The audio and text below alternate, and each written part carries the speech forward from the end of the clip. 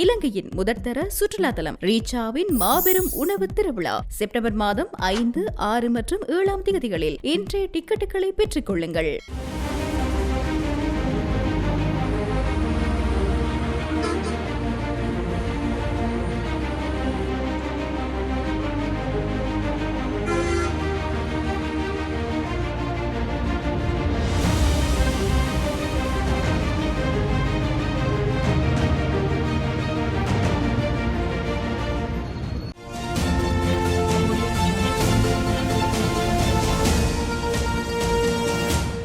மாளிகாவத்தையில் ஜிமா மஸ்ஜித் பகுதியில் நடைபெற்ற துப்பாக்கி சூட்டு சம்பவத்தில் இளைஞர் ஒருவர் காயமடைந்துள்ளார். குறித்த சம்பவமானது இன்று இடம்பெற்றுள்ளதாக போலீசார் தெரிவித்துள்ளனர்.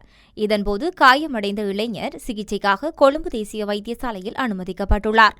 மோட்டார் சைக்கிளில் வந்த 2 பேர் T56 ரக துப்பாக்கியை பயன்படுத்தி துப்பாக்கி சூடு நடத்தியதாக போலீசார் தெரிவித்துள்ளனர்.